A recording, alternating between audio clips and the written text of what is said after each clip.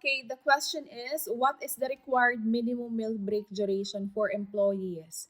A, 15 minutes, B, 30 minutes, C, 45 minutes, or D, 60 minutes. So this is your ultimate review for CHRA and ACPHR 2026.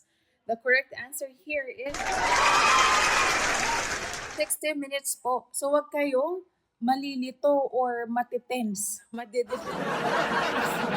Word na minimum. Baka hanapin nyo agad yung pinakamababang value dito sa choices, so magkakamali kayo. So ito po, 60 minutes po according to our labor law or labor code. 60 minutes equivalent siya syempre ng isang oras, which is hindi siya bayad. Okay? Not compensable po. However, kung short meal break, yan. Ito na yung compensable time. So, kaya yung 8 hours regular working hours per day, 'di ba nagiging 9 hours yun commonly sa back office or sa support. 9 hours kasi may isang oras na lunch break. Pero kapag 8 hours lang commonly sa front office, operational, 20-minute meal break, short break lang po yan, kasama na yun dun sa 8 hours na binabayaran sa kanila. So, ngumunguya ka pa Nakapasa na po ako, both ACPHRA and CHRA. Thank you so much po sa inyo, big help tayo. Riri, congratulations! Ayan, pasado na rin ng ACPHR. Kaka-release lang ng result, guys. Medyo na-late yung result ng ACPHR, no? So, yup. Congratulations po sa lahat ng passers na dyan. Baka naman makikishare ng live natin. Thank you so much, guys. So, tap your screen po. I will read the next question. Employees working between 10 p.m. and 6 a.m. are entitled to a night shift differential of at least how many percent? A, 5%, B, 10%, C, 15%, or D, 20% of regular wage. Comment your answer, guys. 5%, 10%, 15%, or 20%. The correct answer is 10% of regular wage. This is standard. At least po ha, pwede naman mas mataas, wag lang bababa sa 10%. So from 10 p.m. hanggang 11, 12, 13, 1, 2, 3, 4, 5, 6 a.m. po nang. Siyempre, umaga yan. Siyempre, AM. So, yan po. Hindi naman to nagbabago-bago, kaya alam niyo yun, minsan may mga nagtatanong. Nababago po ba yung mga tanong sa assessment? Wala namang problema kung magbago-bago kasi may mga concept naman and principles, theories na standard na talaga. I mean, yun na yun. Hindi na siya magbabago. So, magbago man yung tanong, iisa pa rin yung pinaka-konsepto niyan. And kasama na nga ito doon, 10% of regular wage. So, night shift differential po, according to Article 86 of the Labor Code of the Philippines, every employee shall be paid a night shift differential of not less than 10% of his regular wage. Take note ha, not less than 10%. Okay, for each hour of work performed between 10 o'clock in the evening and 6 o'clock in the morning. Okay, next question.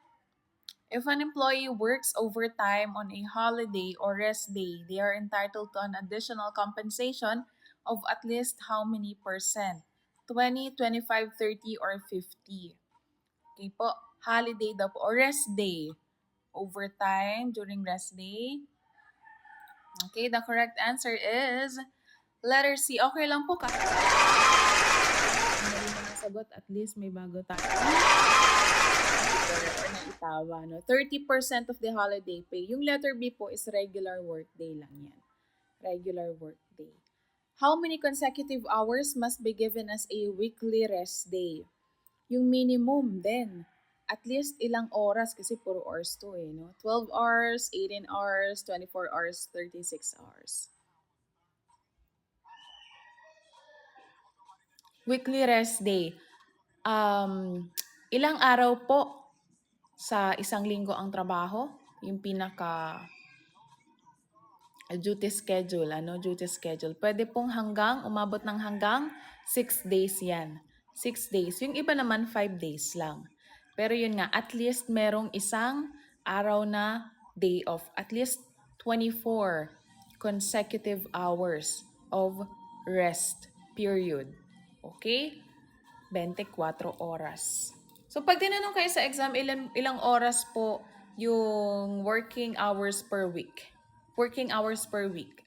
Ilang oras kaya ang isasagot nyo, guys? Philip, thank you for the follow, guys. At tap your screen. Yan, good luck sa mga magte-take ng CHRA, ACPHR, CMMS, and COMS. Yan. Welcome sa live natin. Sige po, I'll check your PM later po. 54, sabi ni Nels. Ano pa? What about the others, guys? Ano pa? Anong sagot nyo? Ilang oras per week? Kasi 'di ba 8 hours per day, then 6 days, kung 6 days per week, dapat 48 hours. Yan, okay? 48 hours po.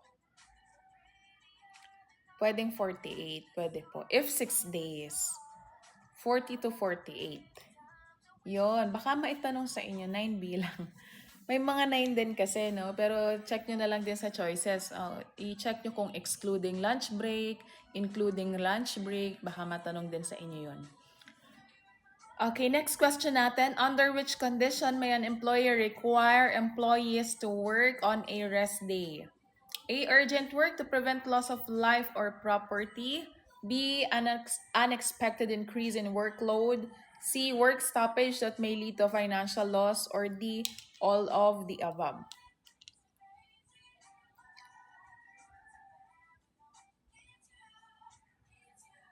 Tap your screen, guys. Okay. Once again, under which condition may an employer require employees to work on a rest day?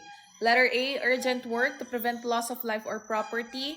B, an unexpected increase in workload. C, work stoppage that may lead to financial loss. Or D, all of the above. And the correct answer here is all of the above. Lahat po yan ay pwedeng maging reason or valid reason para mag-require ang employee na mag-duty ka kahit day off mo or rest day mo.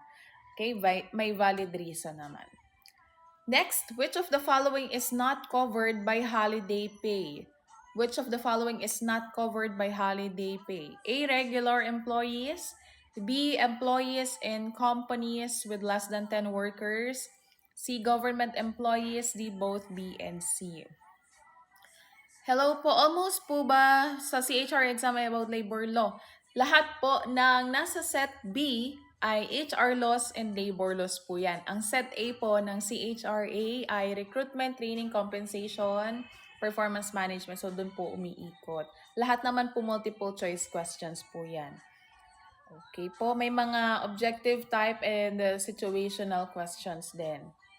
So, mamaya, reviewin din natin ang set A. Okay po. Okay, both B and C, employees and companies with less than 10 workers, commonly, guys, they are not covered. These are the startup businesses and then the government doesn't want to unburden to them. So, mga nagsisimula pa lang, no? With less than 10 workers. Government employees po in general naman yung no work, no payroll applies to them. Okay? Hello po, meron po ba kayong ino-offer na reviewer PDF or via G-Drive? Yes, we do have there. We do have for CHRA, ACPHR, CMMS, and even COMS. If you guys are interested, just let me know. Message lang kayo sa profile ko. Pero, yun nga, syempre, once may access na kayo, make sure na sasagutan nyo. Yun naman ay unlimited access. No? Sagutan nyo po, especially yung Google Forms na may scoring system. Di ko naman nakikita yung score nyon, kaya wag kayong mag-alala. Tapos, ulit-ulitin nyo lang, no? Repetition is the key to retention para mas ma-retain yung information and mga concepts sa inyo. Sagutan nyo ng sagutan hanggang ma-perfect nyo yung drills natin. For ACPHR, yes po. Applicable din po sa ACPHR. Pero take note, ang review materials for CHRA ay iba. It's different from the review materials of ACPH or